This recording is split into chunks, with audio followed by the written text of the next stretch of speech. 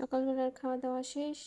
মিষ্টি একটা গন্ধ শুকতে শুকতে রান্নাঘরের দিকে যায় দেখি ওভেনে ব্রাউনি বেক হচ্ছিল। তারপর এখানে কোরাল মাছ ভুনা করা হবে। আসসালামু আলাইকুম, কেমন আছেন সবাই? এইখানে আমাদের ছোট বুড়িটা পুরো একটা সংসার গোছায় নিছে। বালিশ, খেতা, জুতা, ঝুড়ি, যা যা লাগে। ছোটবেলায় এইভাবে ঘর বানায় কে কে খেলতেন জানাবেন। আর এইখানে পাউন্ড কেক বানানোর একটা ভিডিও আসলে নিয়েও আর নেওয়া হয়নি। এটা ভাবির ক্রিয়েটিভিটি। রাতের ভিডিও, সারাদিন আর কিছুই ভিডিও করা হয়নি।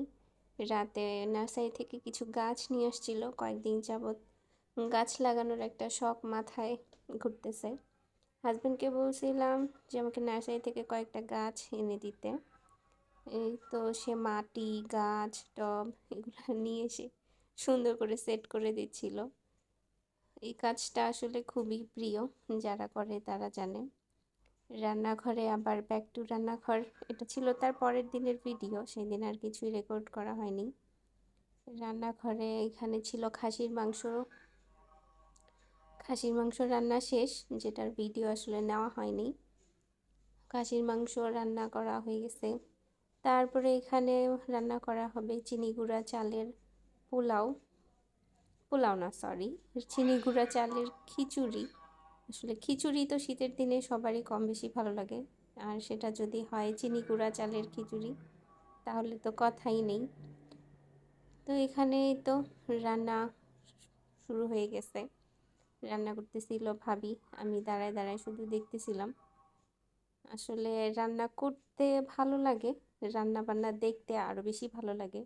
আমার মতো কে কে আছেন যারা মাছ কাটা, মুরগি কাটা, রান্না করা, পিঠা বানানো এসব আসলে করার থেকে বেশি দূর থেকে দেখতে বেশি পছন্দ করে।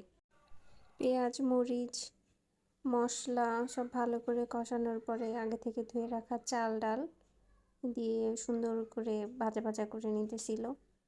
তারপরে ভাজা ভাজা হয়ে গেলে এখানে দিয়ে দিছে দ্বিগুণ পরিমাণ পানি। আসলে যা দেখছি তাই বললাম। তো রান্নাবান্না আমার মতো কে কে করার থেকে বেশি দেখতে বেশি পছন্দ করেন, যেমন ইউটিউব, ফেসবুকে সার্চ দিয়ে দিয়ে বিভিন্ন ধরনের রান্নার ভিডিও বের করে করে দেখা, কিন্তু রান্নাঘরে যে রান্না করার মতো আসলে কি বলবো অ্যাক্টিভিটি আর দেখানো হয় না। পাশের চুলায় এখানে ফ্রোজেন কাবাব ভাজা হচ্ছিল। ফ্রোজেন কাবাব কার কার ভাল লাগে বলবেন। তো দেখতে দেখতে খিচুড়ি অলমোস্ট ডান হয়েই গেছে বলা চলে। এটা ছিল তার পরের দিনের কিছু একটু শর্ট ভিডিও। ডায়ান্থাসের 3-4টা চারা ছিল এখানে। ডায়ান্থাস ফুলটা কার কার ভাল লাগে বলবেন। আমার তো ভীষণই ভাল লাগে শীতের দিনে যখন এর মাল্টি কালার ফুলগুলো ফুটে বাগানের সৌন্দর্য বাড়ায় দেয়। আর বারান্দায় ফুল থাকবে, বেলি ফুল থাকবে না সেটা তো হয় না। সুগন্ধি বেলি ফুলের একটা চারা। আর হলুদ গোলাপ তো বরাবরই আমার অনেক বেশি পছন্দ, তাই এখানে একটা হলুদ গোলাপের চারাও ছিল।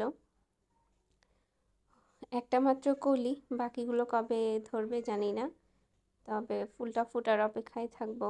আর ফুলের গাছ থাকবে সেখানে, গাঁদা ফুল থাকবে না তা তো হয় না। এখানে ছিল একটা ছোট গাঁদা ফুলের টব। আর আপনারা হয়তোবা দেখতে পাবেন আমি পরীক্ষামূলকভাবে কয়েকটা পেঁয়াজ আর রসুনের পানির মধ্যে ভিজায় রাখছি, যাতে এর ভিতর থেকে কলি বের হয়। আমি জানাবো এর ভিতর থেকে কলি বের হলে আসলে কেমন লাগে, আমি কখনো করিনি। তো বারবার ডায়ান্থাসটাকেই দেখতেছিলাম, পানিতে চুবাই রাখছি, দেখতেও বেশ ভালো লাগতেছিল। বেশ কয়েকটা বোতল কাটাকাটি করে এখানে ঝুলায় রেখে দিছি। আর এই স্পাইডার প্ল্যান্টটা তো দেখতে খুবই ভালো লাগে, দূর থেকে দেখতে আরও ভালো লাগে, একদম সবুজ। পাশের বারান্দায় পাখিকে খাবার দিচ্ছে, আমি আসলে দাঁড়ায় দাঁড়ায় সেটাই ভিডিও করতেছিলাম। আসলে জিনিসটা দেখতে খুব ভালো লাগে, কিছু সবুজ গাছ, কয়েকটা পাখি খাচ্ছে, এই জিনিসটা দেখার মধ্যেও এক ধরনের শান্তি আছে।